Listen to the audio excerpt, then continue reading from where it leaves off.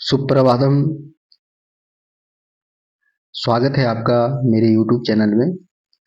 और हम हिंदी साहित्य के अंतर्गत छायावाद का अध्ययन कर रहे हैं। छायावाद के अंतर्गत हमने पूर्व की वीडियो में जयशंकर प्रसाद जी के विषय में पढ़ा और आज का हमारा जो टॉपिक है महाप्राण सूर्यकांत त्रिपाठी निराला, और साथ ही साथ हम सुमित्रानंदन पंत जी के विषय में संक्षिप्त जानकारी और कुछ महत्वपूर्ण तथ्यों पर चर्चा करेंगे। महाप्राण सूर्यकांत त्रिपाठी निराला का जो जन्म समय माना जाता है 1899 माना जाता है और मृत्यु 1961, अर्थात इनका जो समय काल था 1899 से 1961 माना जाता है। इनका जो जन्म स्थान था महिसादल मेदिनीपुर माना जाता है।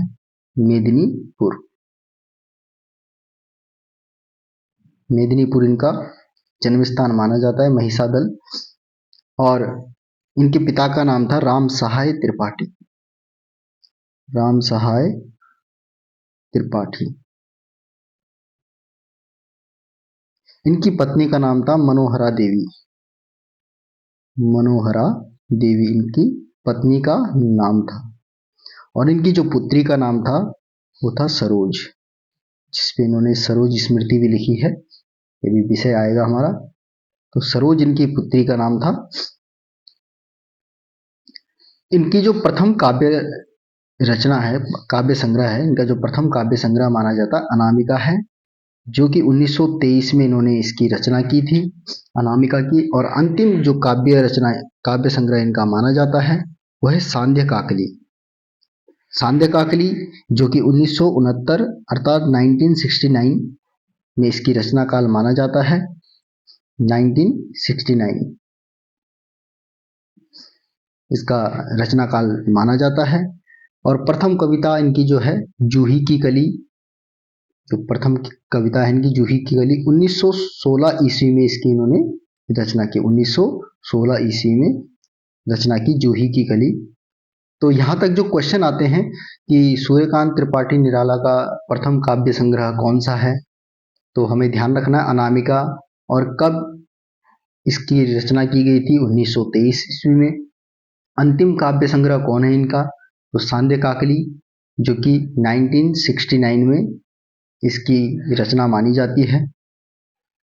प्रथम कविता सूर्यकांत त्रिपाठी निराला की कौन सी है? तो जूही की कली 1916 जो इसका रचना काल माना जाता है। अंतिम कविता पत्रोत्कंठित जीवन का विष बुझा हुआ है। इनकी जो अंतिम कविता मानी जाती है पत्रोत्कंठित जीवन का विष बुझा हुआ है, सूर्यकांत त्रिपाठी निराला की जो अंतिम कविता है। निराला को हिंदी में मुक्त छंद का प्रवर्तक माना जाता है। अब प्रश्न बनता है कि हिंदी में मुक्त छंद का प्रवर्तक किसे माना जाता है? तो निराला जी को मुक्त छंद का प्रवर्तक हिंदी में माना जाता है। अब कुछ आलोचक जो होते हैं, जो आलोचक हैं हिंदी साहित्य में, उनका मानना है कि जो मुक्त छंद है उसको उन्होंने रबर या केचुआ छंद भी कहा। कुछ आलोचकों ने मुक्त छंद को क्या कहा? रबर या केचुआ छंद भी कहा। प्रश्न बनता है कि कौन सा ऐसा छंद है जिसे रबर छंद या केचुआ छंद भी कहते हैं? तो रबर या केचुआ छंद कहते हैं आपके मुक्त छंद को। ठीक है, मुक्त छंद को रबर या केचुआ छंद आपका कहते हैं।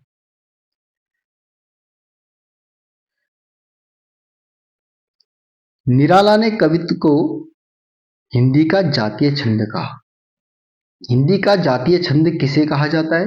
कवित्व को हिंदी का जातीय छंद कहा जाता है। और किसने कहा?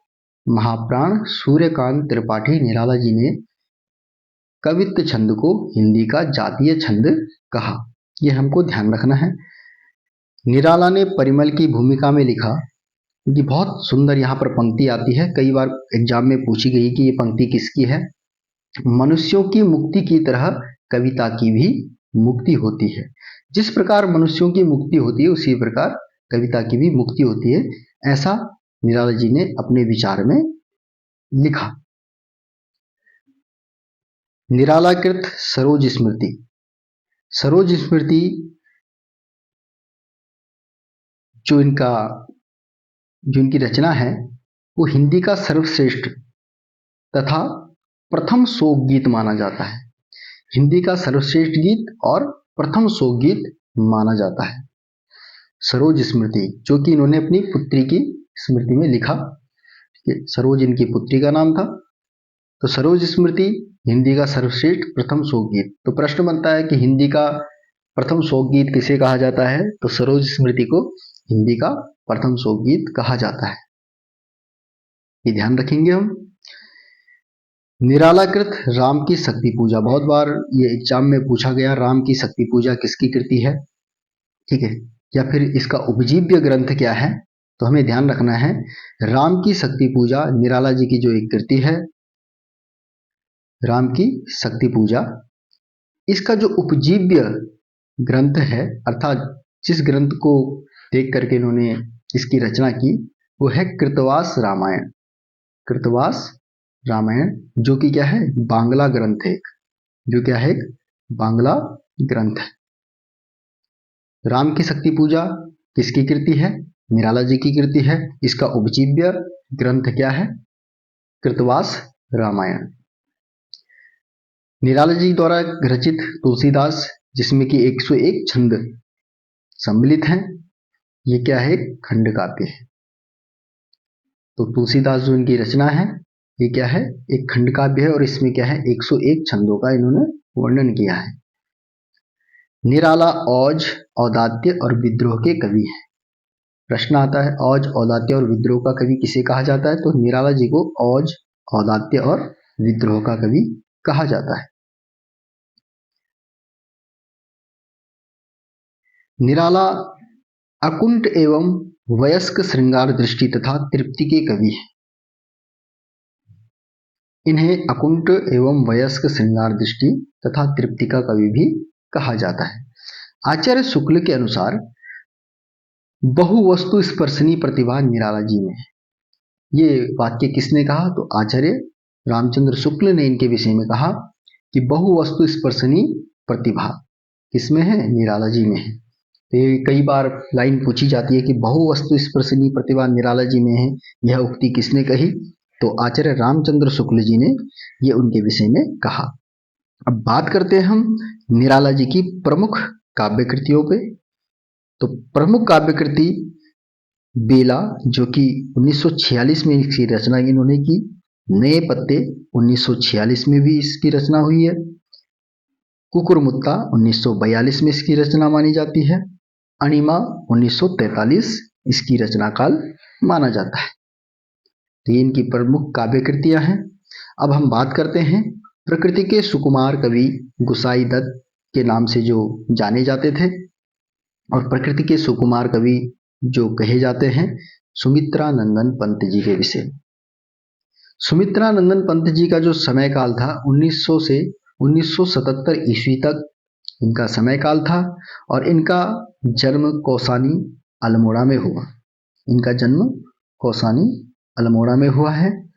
इनकी जो प्रथम कविता थी गिरिजा का घंटा 1916 में इन्होंने इसकी रचना की। ये ध्यान रखना कि सुमित्रा नंदन पंत जी की प्रथम कविता कौन सी है? तो गिरिजा का घंटा इनकी प्रथम कविता है।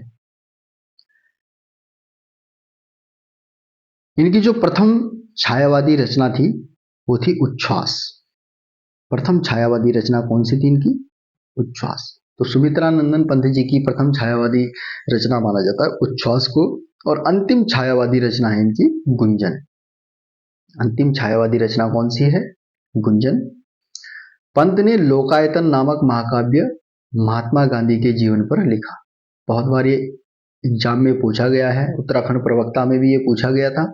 लोकायतन नामक महाकाव्य किस व्यक्ति पर आधारित है, किसके जीवन पर आधारित है? तो महात्मा गांधी के जीवन पर आधारित इन्होंने यह ग्रंथ लिखा, लोकायतन। ठीक है, तो ध्यान रखेंगे हम, लोकायतन इन्होंने किसके विषय में लिखा? तो महात्मा गांधी के जीवन पर इन्होंने लिखा। इनकी जो महत्वपूर्ण कविताओं का जो संकलन है वो चिदंबरा शीर्षक से प्रकाशित है। सुमित्रा नंदन पंत जी की जो महत्वपूर्ण कविताओं का संकलन इनका है वो क्या है? चिदंबरा शीर्षक से प्रकाशित है। चिदम्बरा, जिसके लिए इनको भारतीय ज्ञानपीठ पुरस्कार भी प्राप्त हुआ। सुमित्रानंद पंत जी को चिदम्बरा कृति के लिए भारतीय ज्ञानपीठ पुरस्कार प्राप्त हुआ। पंत द्वारा कृत पल्लव की भूमिका, पल्लव की भूमिका, इस रचना को छायावाद का घोषणा पत्र यानी मैनिफेस्टो, कई बार मैनिफेस्टो पूछ लेता है, कई बार घोषणा पत्र पूछ लेता है, दोनों चीज हमको ध्यान रखना है। तो पल्लवकृत, तो पंतकृत पल्लव को छायावाद का घोषणा पत्र कहा जाता है, छायावाद का घोषणा पत्र यानी मैनिफेस्टो कहा जाता है। तो छायावाद का घोषणा पत्र किसे कहा जाता है? पल्लव की भूमिका को। या फिर छायावाद का मैनिफेस्टो किसे कहा जाता है? तो पल्लव। ये दोनों प्रश्न इस प्रकार से आ जाते हैं, या तो घोषणा पत्र पूछ लेता है या मैनिफेस्टो पूछ लेता है। तो आपको दोनों प्रकार से याद रखना है, ये ध्यान रखें। पंत जी को संवेदनशील इंद्रिय बोध का कवि कहा जाता है। संवेदनशील और इंद्रिय बोध का कवि इनको कहा जाता है। और मूल रूप से ये अरविंद दर्शन से प्रभावित थे। जो इनका दार्शनिक सिद्धांत था, तो अरविंद दर्शन से क्या थे? प्रभावित थे। ठीक है। पंत जी के काव्य को विद्वानों ने 4 चरणों में बांटा है। इनके काव्य जो रचनाएं हैं उनको 4 भागों में विद्वानों ने बांटा है। कौन कौन से 4 भाग हैं उस पर हम ध्यान देंगे। जो प्रथम भाग में बांटा, छायावादी। छायावादी के अंतर्गत इन्होंने जो रचनाएं की, जो विद्वानों ने जिनको इनकी रचनाओं को रखा है, उच्छ्वास 1920 इसका रचना काल, ग्रंथि 1920, पल्लव 1928, गुंजन 1932, वीणा 1927। तो ये छायावादी कृतियां इनकी मानी गई है। दूसरा जो भाग है प्रगतिवादी। प्रगतिवादी के अंतर्गत जो विद्वानों ने इनकी रचनाओं को रखा, युगांत 1936, युगवाणी 1939 और ग्राम्या 1940। तीसरा जो इन्होंने इनको रखा, अंतश्चेतनावादी। अंतश्चेतनावादी के अंतर्गत जो विद्वानों ने इनके ग्रंथों को रखा है, स्वर्ण किरण 1947, स्वर्ण धूलि 1947, युगपथ 1949।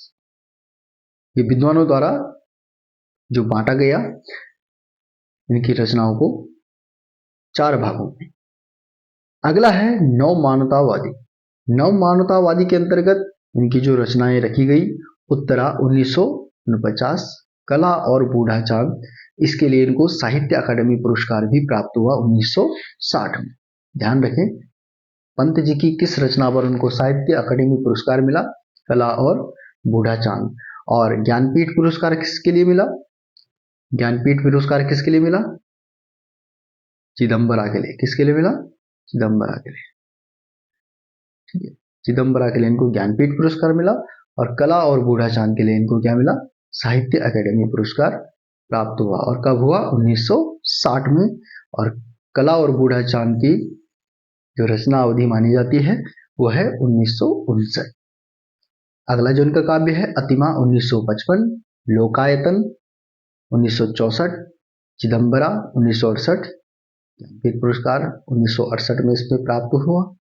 1968 में इनको ज्ञानपीठ पुरस्कार प्राप्त हुआ चिदम्बरा के लिए, और 1960 में साहित्य अकादमी पुरस्कार प्राप्त हुआ कला और बूढ़ा चांद के लिए।